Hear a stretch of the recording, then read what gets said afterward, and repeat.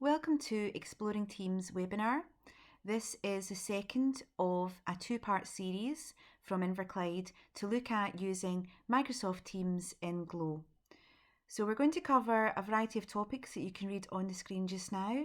And we're going to begin where we finished off last time. We had a few questions from our participants about getting notifications. So we're going to look at getting notifications when people upload assignments. Okay, so we've returned to our team that we created in the first webinar. This is just one we're using for testing, and there's only a few people we've added to it as students, so it may look slightly different to the one that you'll be using. Now, we spoke about assignments and how important that was last week because it's a way to send a task, a learning activity to a child directly or to the whole class, and it's a way for that child to then upload their completed learning in whatever form that is, be it a photo or a PowerPoint, and that no one else sees that learning. And that's really, really important for a lot of our children, that no one else sees it. It's something that we get a lot of feedback on.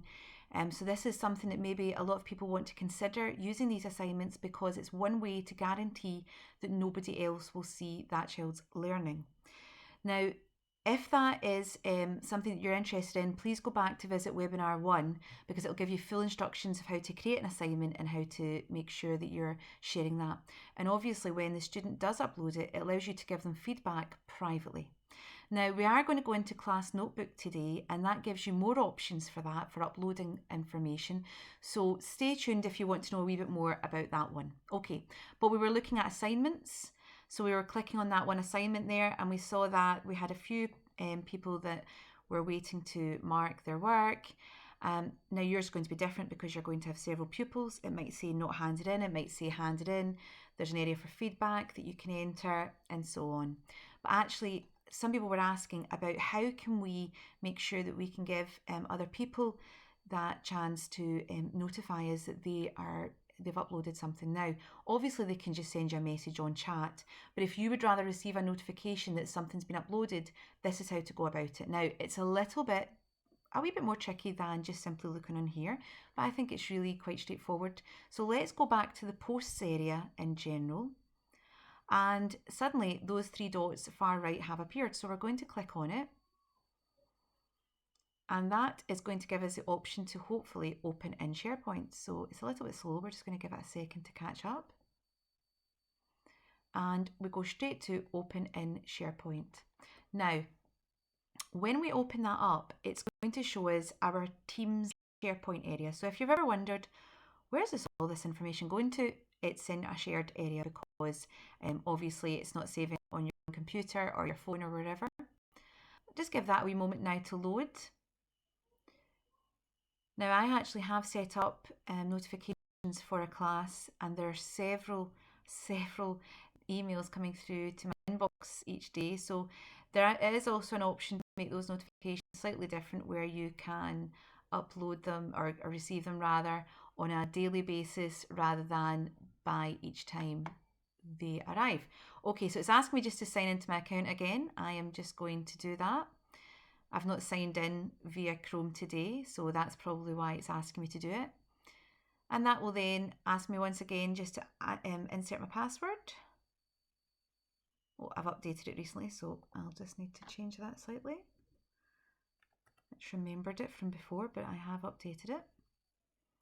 Okay, and that's now going to take us into that SharePoint area, and it's all within Glow, as you can see.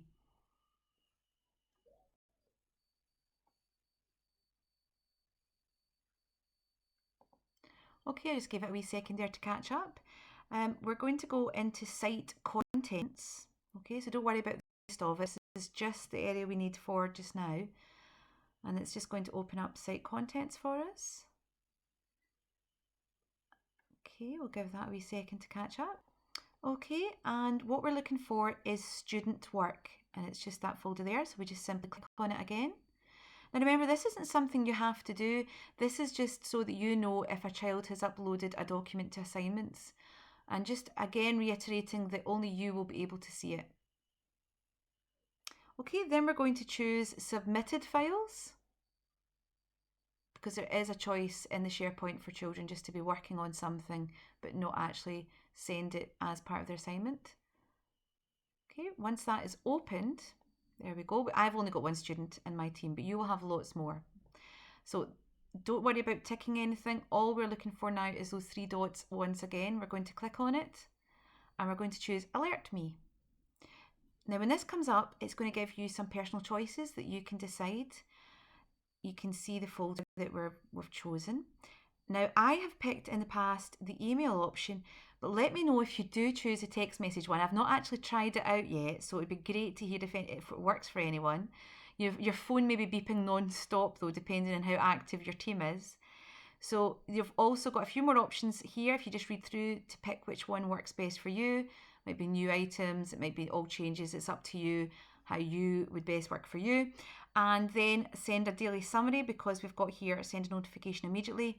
That would mean a lot of emails, but if that might suit your purposes, so I'll leave that up to you and then just click OK. And then that's all you actually need from that area. So we're just going to go back to our team just now. Now I have created a second team so that we can actually see what it looks like to create a class notebook from scratch. So I've got one which has some practice materials in it and one which is completely blank. Okay, I'll just pause this briefly there, and I've taken us over to this other testing team, and we are going to look for along the top, along these apps here, class notebook. Remember, if there's a tab that's missing, you just press the plus and it gives you those options. But as I said in webinar 1, they're not all available to us at the moment. So we're going to click on class notebook. And it's going to ask us to create our own. Now, as you see, it's actually a OneNote class notebook. So some of you may be familiar with OneNote already. There's blank notebook and existing notebook content. I'm just going to go for blank because I want you to see what it looks like from the very beginning. Now, this area here is going to tell you what each section does. The collaboration space is open to everybody in your team, from teaching staff to students. It's a bit like a massive discussion area where you can upload photos, you can upload files, you can write text, you can pretty much put anything in there. You could add a big question and get them all to discuss it. You could maybe ask one pupil, could you tell me how you worked that out? Because it might help with others in the class.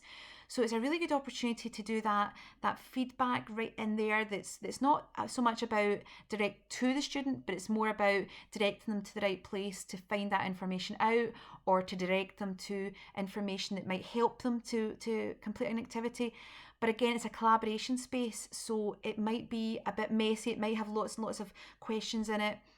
It's not meant to be a place where they upload their completed work, okay? So the content library is the next part. Now, this is for teachers pretty much only to edit and upload materials to, but the students can view it.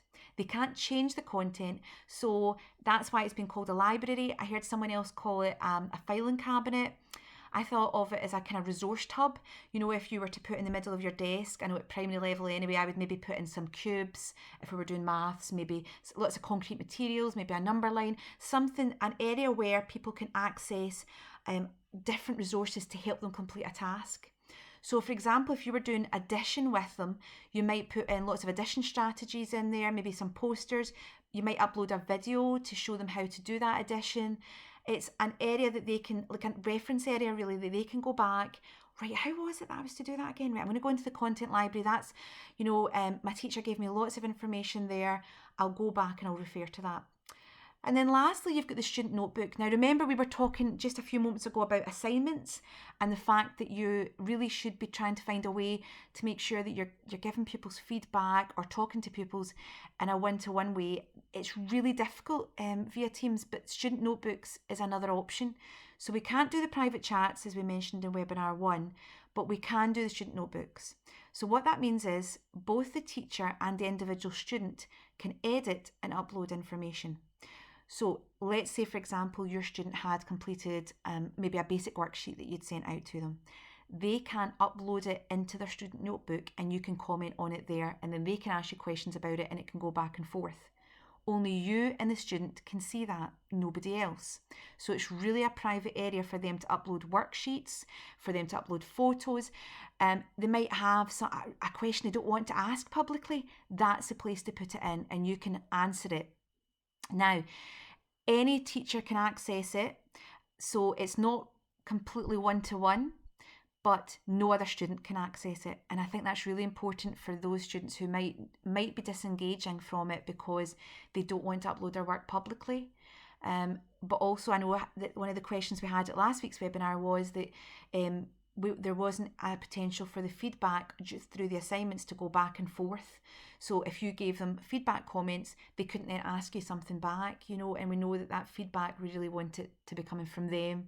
So this is that opportunity. So let's look at what it actually looks like, and that might give you a better idea and a better indication, and we can play with it a little bit. Okay, so this is what the student will see in their private space. Okay, remember this is an individual student's private space. So here would be their name, Josh Doherty, and this is the area that you can set up for what sections you think would be best. So imagine them having their own folder with their own information in it. Would you want them to have maybe a maths folder? Well, we'll just click on that bit there. I can just press backspace, I can highlight it and delete it. And I'm going to call this maths because I want them to have a maths folder with all their information and their notes that I can comment on. Then I'm going to have a literacy one. Well, I'm not going to have homework because I guess all the work at the moment is from home. So I'm just going to press that wee X just to get rid of it. Quizzes, I might want some quizzes, I'll keep that in. I'll add a new section though. I'd like them to have questions and answers, maybe just generally, or maybe I might have one about health and well-being. Maybe I'll just have a health one because maybe they're maybe struggling a little bit and they want someone to talk to. But again, it's not strictly one-to-one because if you've got more than one teacher in your team, then a couple of teachers can access that. So it does give you that wee bit of safeguarding as well. Okay, so we're going to create that just now. And that might take a few seconds, but once it's uploaded, that's you. You don't need to go back in and create it all over again. But we can go back there and add some new pages, add some new sections, which is what we're going to do just now. I'm going to pause this just now just because it's taken a wee while. Okay, so that's it loaded, and you can see it gives you another wee explanation about Class Notebook, and if you scroll down it gives you some tips and some places to find more information, so there's plenty there to get you started. But the first thing you want to do is just press this arrow and that will open up the full menu. Okay, so again, do you remember we were just speaking about that collaboration space? All the students can edit it, they can upload items. So we're just going to go into this area here and I'm going to add in a new page. So the new page, it says untitled just now. When I type on it, I say maths, press that arrow, it's come up here. So we've got a wee collaboration area for maths. I might have a collaboration area for literacy. I might have a collaboration area for questions and so on. If you decide that you don't want to have this one, so I've got the untitled page here, I want to get rid of it, I've changed my mind.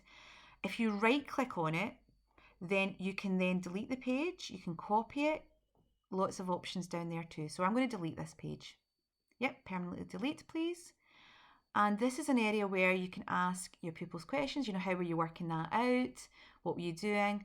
And along here we've got those options. We can insert files, we can insert tasks and maybe some questions. So I'm going to insert a file just to show you what that looks like. There's two different options here, but I want to show you what each of them looks like so that you don't get mixed up. So I've just inserted a file as an attachment. So what will happen is I'll be able to give them a file that they can then download, but it's not going to take up the full page. It's just going to be a little file here. And this is going to open up into my documents. So whichever ones you have, I'm going to choose this one here, which is about fifths. And I'm going to press open. That was my daughter's task that she had to do. And then just insert. So you see that it's popped up now. The insert button allows you just to put it in now. Okay, that's uploading. But as you can see, it's just like a little icon that they can download. When I press return, I can also insert it as a file printout. What that means is the person on the other side, the pupil on the other side, will see the full thing. So I'm going to put in the fifths one again. It's the same document. Press open. press insert. But this time I'm actually seeing the full document. So that's what's loading just now. That might take a wee moment or two. There's a lot in that folder. So you can see that if the child was maybe a bit unsure about downloading something, especially maybe a younger pupil, then you can just upload the sheets here. But it's a little bit easier than simply uploading sheets, because what you can actually do here is you can add in some other items. You could maybe add in a link here to help them, a video link to help them with fractions. So there's the link option. And it comes up as display, so you might want to call it addition, and then here in your address you'd put the YouTube address. I'm going to cancel that just now. You can insert some audio, so you could say to them, oh, what did you think about this? When you're working this out, can you tell me what problems you're having? Remember, this is still your discussion area. You can also, in this area, upload some just written text. What do we think of this? And the pupils can then write back some statements. Maybe they want to ask a specific question rather. That's all there. And we also have the option to insert, use the immersive reader. Now, the immersive reader is not going to read all the things that I've just added in there, but it will be able to read out the question I've added, and if someone else has added in any information, another pupil, it will allow them to read it. So we're just going to click on that just to show you what immersive reader is if you haven't used it before. But those children who do require support with literacy, it's really excellent for them. So if you were to put in a full page there, that could be read back to them. Okay, so we're just going to press play just now. What do we think of this? Now remember, I will say again, just you can change the speed and you can change it from female to male. So that's something that you may want to play around with. We're just going to go back just now, but that's another option. And of course, we've got the audio option too, because you can add in your own questions and items. Now that is, remember, the collaboration area.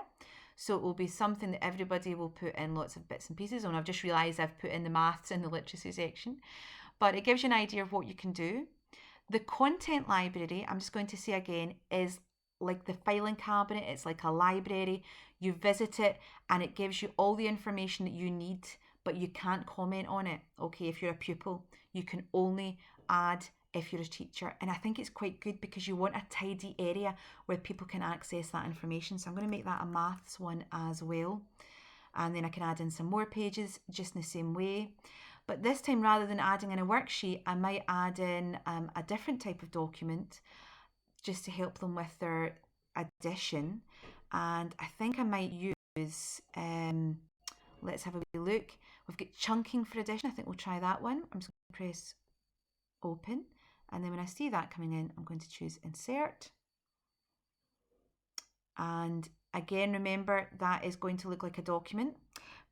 But if I don't want them to download it, I can choose, it was a picture one, so I'm going to choose it from the file instead. And I've chosen picture that time. So let's have a wee look. We'll see what pictures I've got. Not that it's related to anything, we'll just use this Easter hat one. Not that it's going to help them much with their maths, but it gives you an idea, and it comes up as a picture instead. Okay, so you can easily see how this could be a really useful tool, and you could start breaking that into different folders. You know, it's up to you how you organise it. I mean, you might have maths addition, maths subtraction. It's up to you the best way that would suit your class. But for me, being able to add in lots of different strategies and tools here is going to be a really useful reference for, you know, if I'm really struggling. Just remember, you can go to the content library and there'll be clues there to help you. There might be a couple of examples, worked examples in here, because you can also, in this area, insert a video clip, or it could be a YouTube link to help them, remind them how you do that addition, and so forth, okay? So the last section is that one I was telling you about, which allows you to interact with your pupil privately, but remember, other teaching staff will be able to see it in the team too, so it gives you that wee bit of safeguarding, but it means that the pupil will not have any other children see their work. And I think that's really vital just now, because they possibly are feeling a little bit disengaged anyway. And I think that if they were worried about uploading something that's incorrect, it would make them look a bit silly, then they won't do it just now. So we're really trying to find lots of different ways to encourage them. Okay, so if I click on the arrow beside their name, do you remember those folders we made up? Here they are: maths, literacy, quizzes, health, questions and answers. And again, it's exactly the same as before. So I'm going to call this one maths yet again. And if you see, it's come up in that menu, okay? And I can add pages. I can add lots of pages here. So in maths, I can upload things just privately that no other child will see. So it's a really good tool for differentiation. You know, you might want to say, listen, Josh, I saw that you were struggling a little bit with the subtraction. I found this really good video link, or I've made up a video for you just to help you. It can all be in there. So it's really a useful tool. Remember, they will feel more comfortable being able to ask you questions in that area because you can reassure them that no other child will see it. They can also upload their own information. So if they were wanting to upload worksheets or photos of their work or videos of their work, whatever it is, to show you their learning, they can do that too. So I'm going to pause it for a moment and then I'll take you into what it looks like from a child's perspective. Okay, so this is some screenshots that I've taken of a pupil that I have permission to use their information. And as you can see, I am in, at the moment, Josh's private notebook that only he and I can access and any other teaching member of Primary 6. Now, I have written, Josh, this is a wee test, can you type back? He's written, hi, Mrs. Buchanan. I've shared outdoor arrays and he's uploaded a wee art picture because we were just playing around. But you can see this is his perspective, it's not from mine. You can see that he can insert documents, he can type up, he can do the same things that we can in the collaboration space and his personal notebook. Okay, now I'm just going to scroll down. This is what it looks like when I go into a specific notebook. And this is the one that is, they cannot change. Remember that content library? This is what it looks like. They cannot edit it. All right. So I've actually said that we will upload useful information here, but there's no chat option. So I've added in chunking for addition just to help them with their addition strategies. And then this is what it looks like on their blank page. So you can see that they can insert, they can upload documents. It's all there, but they can also type in it. So that gives you an overview of what it looks like from a pupil's. But remember, it's very, very similar to yours. Okay? Okay, so I'm going to go back now to that content library because I want to show you one other aspect that you can do. Now, I've made that content library the maths one, and I know we've got our Easter hat. It's not particularly helpful with our maths, but I suppose there might be some symmetry and shape in there. But let's have a wee look at how we can use assignments and class notebook together. So when we go into assignments, we have the option to share a notebook. I'm just going to give that a wee second to upload. There we go. It's because this is a brand new testing team that I've not made before. So we're going to create an assignment. Just a little bit slow, but I'll pause it just to let us catch. Okay, so here it is. Right, I think we're going to keep doing some maths and we're going to do addition. And I'm going to say use the strategies from our class notebook. And I can add that as a resource as well. So there's a potential there to use assignments and notebooks. Let's just add it in here. So we're just going to click on class notebook. We are then going to choose any of these. I'm going to choose our content library because remember I was saying to you it's a bit like a filing cabinet, so I'm going to look through my filing cabinet just now to give it to them. There's my maths one, and I'm just going to press attach, and they can actually go back and edit their own copy and then upload it. Okay, so choose the student section in the notebook where you want them to copy this page. So I'm going to put this into the maths, and it means that anything that I've put in that content library, I can put it straight, I don't need to start copying it again. I can put it straight into their maths notebook. I'm going to press done. And that lets them go back and edit it. So for example, if it was a content library, you might want to have lots and lots of math strategies. You might want to add that in so that they can edit it and they can play with it themselves and then upload it. So it's just another way, it's another way of doing that assignment. You can add it as a notebook option. Okay, so we're going to go back to class notebook just now.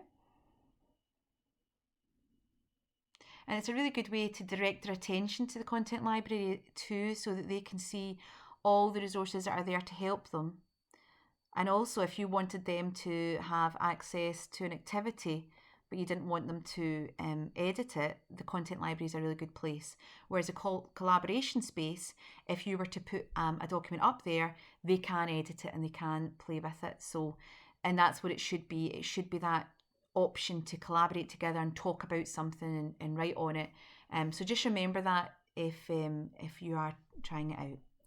Okay, so the next thing we're going to do is we're going to look at creating a meeting. And we've got lots of different options for that. So I'm going to just come out of Notebook just now. At the moment, what's going to happen is I am going to go into a meeting and there will only be me in it. But obviously, depending on your team, there might be a lot more. Now, I'm going to press this video camera just now, and that's going to straight away take me to a meeting. Now, this might not be the best option because then people tend to get a bit confused about where the meeting is and when the meeting is. I prefer to schedule one because it gives our learners the option to then come in and be able to attend at that reasonable time. So, for example, if you have one laptop at home, you can't just access it today at 3 o'clock. You maybe need some notice of when that meeting's going to happen, and that's the way we've been running it in our school. Obviously, it has to fit in with what's best for you. There might be a child there saying, "Oh, I'm really struggling. Could you do a video right now?" And you might have that chat option. So we're just going to click on it just so I can show you what that looks like. And straight away, it gives me the option. Do you want to add a subject? So you could make it an addition one. I've got my camera on here, so I'm going to just press meet now. I've got my webcam off, so we're just going to have a meet now. And unfortunately, there's nobody else there that's going to be in apart from me, and my webcam's off. So I'm just going to hang that up just now, but it gives you an option of what that would look like if you just press that straight away. And I know some people might feel a bit worried about pressing it. It does start a meeting, so be wary of that. We can also start a meeting in the chat option. So if I'm just going to go to chat just now, I can send a message to Mrs. Docherty. Now I've got Mrs. Docherty here already, so I'm just going to show you this one because she's used to me sending her testing messages. I'm very testing. If you press a video or that call, it gives you that option to just video chat with them one-to-one. And obviously that option is not there for the children because you can't do the one-to-one chat, but it's handy for staff members.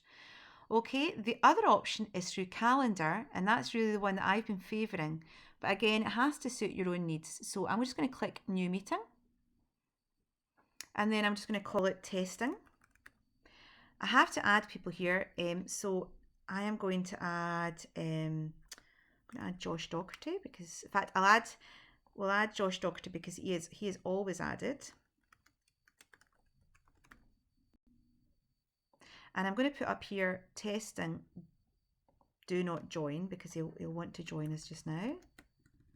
Do not join. The other option as well as inviting individuals, so which is maybe quite good if you were doing a smaller group lesson and you wanted maybe a kind of drop-in session to talk to them or even just to check in how they're getting on. So that's a really good way to do that, just to have that. But remember, always check who it is you've added because as you see, I'm hovering over it just now, it's the correct Josh Docherty, but there might be several with the same name, okay? Then I am going to go into add channel. Now, if I click on add channel, this meeting will pop up on everybody's channel and it will take them straight to that link. It will also send them an email to every member who is part of that team. So I'm going to do my testing. I'm just going to send it to the general area. And once I've pressed send, it's going to invite them in the team. It's going to send them an email and it will also send them a notification to remind them that it's happening today at 4 o'clock. Okay, so I'm just going to press send. And then if we go back to our team just now, that's just taking a wee while to load, but if we go back to our team just now, you'll be able to see it in the general chat. And here it is, scheduled meeting, do not join. So when people do begin to join that meeting, it changes from do not join to a join. or at 4 o'clock it becomes a join button. I'm just saying that because it's always live. It's a little bit different, I've found, from WebEx and Zoom. It's always live, so you can join it beforehand. Here is the link if you're wanting to share that with somebody. If I press join just now, then again it is just going to be me in a meeting on my own. I'm just going to switch off my camera and my microphone because it's going to make it really difficult. So I'm just going to join that meeting just now. There is only me. When you join a meeting, this is what your screen will look like. Okay, so that's a video camera, so you can switch that on and off. That's your microphone. We've also got sharing screen, which we'll come back to. And there are some options here. Now, we can't record any meetings at the moment. That's something that we've spoken to Glow Scotland about. We can't blur our background or change our background currently. That is a new setting that is coming in. And when people join, at the moment, it does seem to vary. For some people, you are able to see 4 on the screen maximum.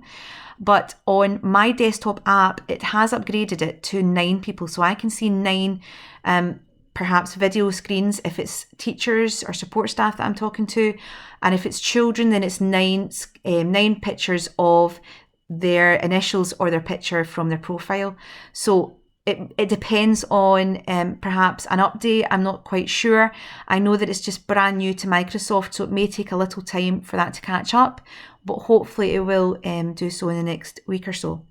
So the rest of it is just individual specific things to your own device, like changing the volume. So we really don't need that.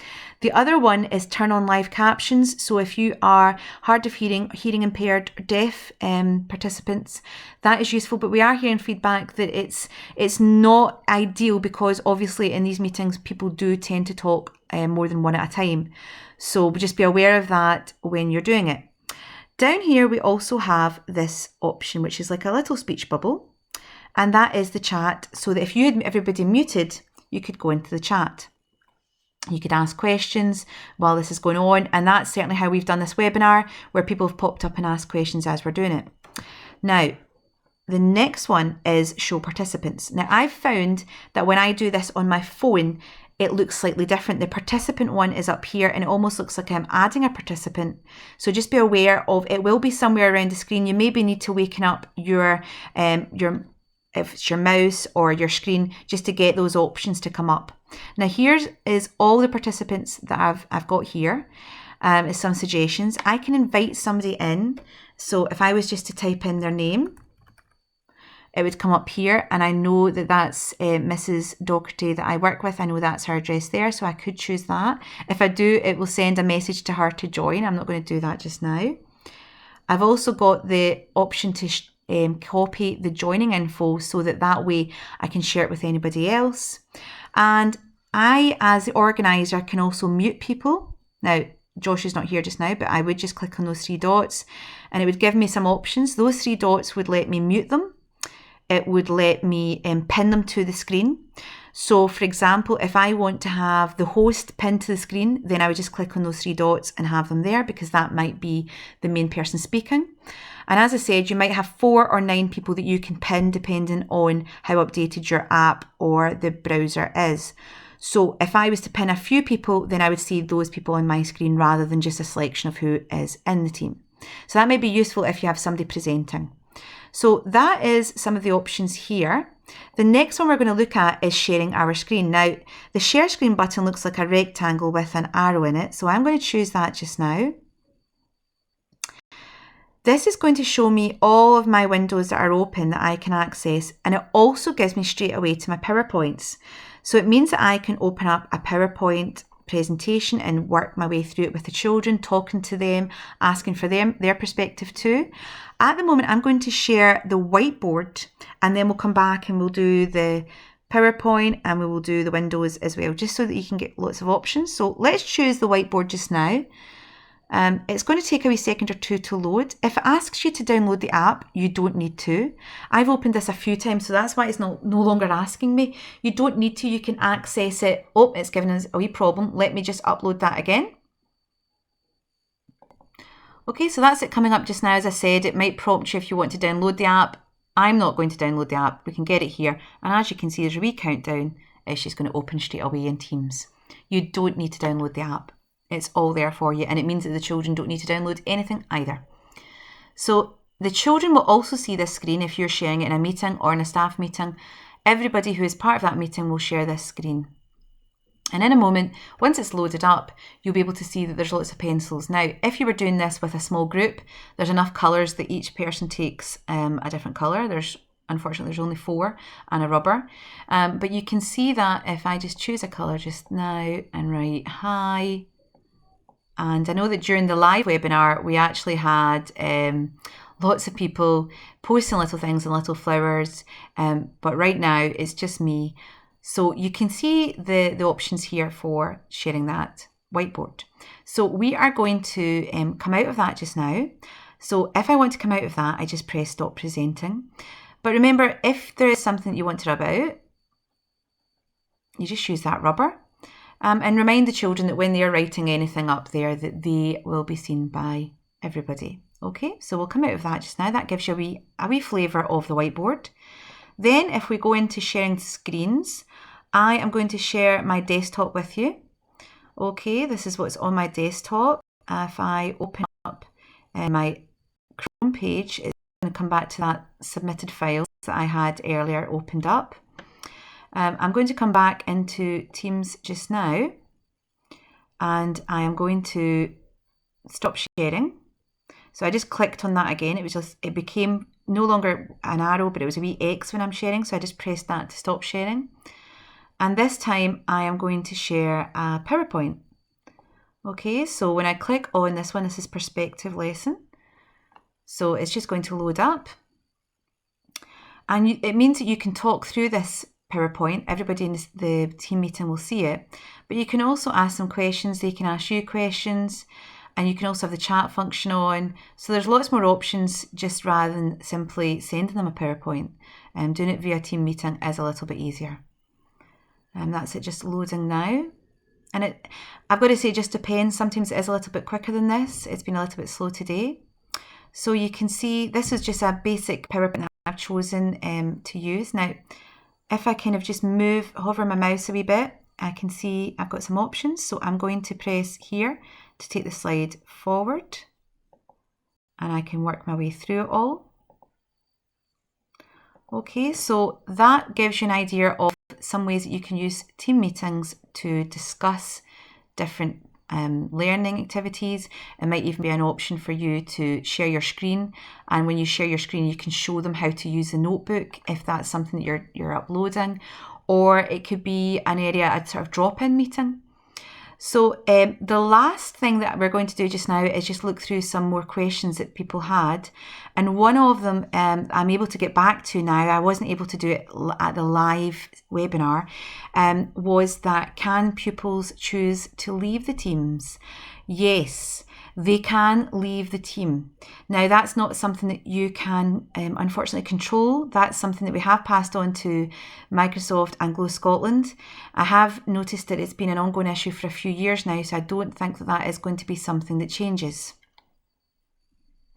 One of the other questions was sharing the whiteboard on a phone. I have found that seems to be a little bit tricky. It doesn't seem to work. When you're sharing items from your phone, you are still able to share your screen and documents, but the whiteboard one, I'm not sure about why it's not working. I am going to look into seeing if I can download the whiteboard app onto my phone, and that might make the difference. So that will be something that we can look at in the next few weeks if we can change that. But at the moment, it will work with the desktop app. We've also had some questions about when you are in chat. So let me just leave this meeting just now. I just press the red button to leave it, and that takes me right back into the team that I was in before. If I'm looking for all of my teams, I'm just simply going to press all teams, and that takes me back to all the ones that I'm a member of. But right now, if you are starting a conversation and you press the @ sign, it's still not private. It just tags the person and comes up in their activity feed. It just highlights that you're really asking them a question rather than lots of different people. But it is, I'm afraid, open to every member of the team. So that was one of the questions. We also had about a one-to-one. Yep, so the easiest way to do one-to-one is through the class notebook. So again, just going into class notebook, and when we go in there, remember there is the collaboration space that everyone can see, the content library that you upload.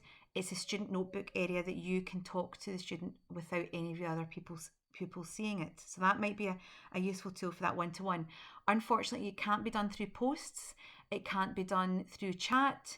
That's really your only choice just now, unless you have a video call. Okay, so one of the other questions we had was using Excel and opening it up. We can add it to a class notebook. It would just be as simple as inserting a file that we looked at earlier. But if you're wanting to collaborate on it, that's a little bit different. So let's go into files. I've uploaded a testing Excel document just there. So what we're going to do is we are going to press those three dots again, and we're going to choose open. Now we have a few options here. I'm going to show you one of them just now. If we press open and then edit in Teams, what's going to happen here is we are going to have a document that anybody in the team can access and anyone can edit. We'll just let that load. There is also going to be the chat option, so that you could actually have this up on screen and you could be talking them through how to create that spreadsheet.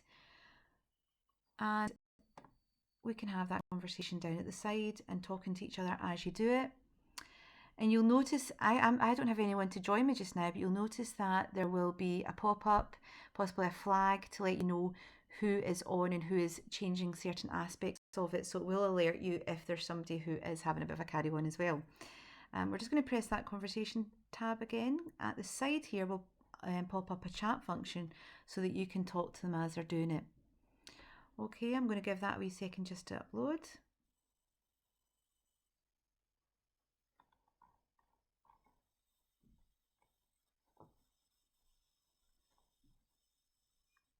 Okay, that's just, oh.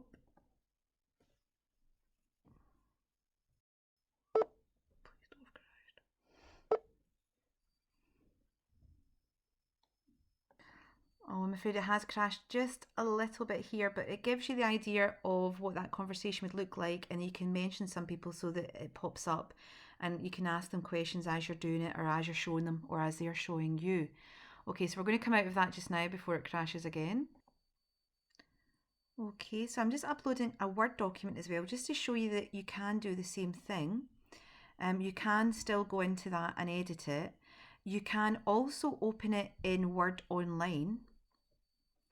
Now, when you do that, if it's your pupils, if they open it in Word Online, it will actually give them a live link that they can then share with you. So it's just a different way of accessing the Word document or the Excel document. They both work the same way. And they will upload. So actually all they would need to do is paste this link here into your notebook, into an assignment area, and it's just a different way of creating a Word document.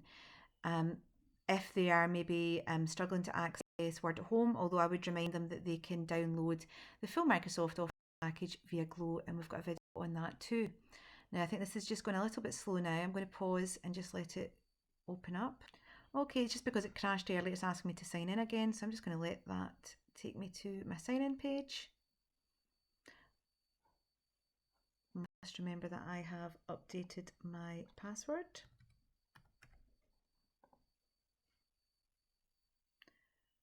Okay, so this might be something you want to talk to your pupils about as you're doing it, because they may not know when they're prompted for a login and a password that it's just our normal Glow details. Okay, so that's the Word document now opened, and as you can see, it was the screenshots of the Pupils class notebook that I mentioned earlier. Now this allows the child to go in here and edit it, and then as I said, they're just copying this link here and uploading that to wherever you have decided upon, whether that's in assignments or in their private notebook.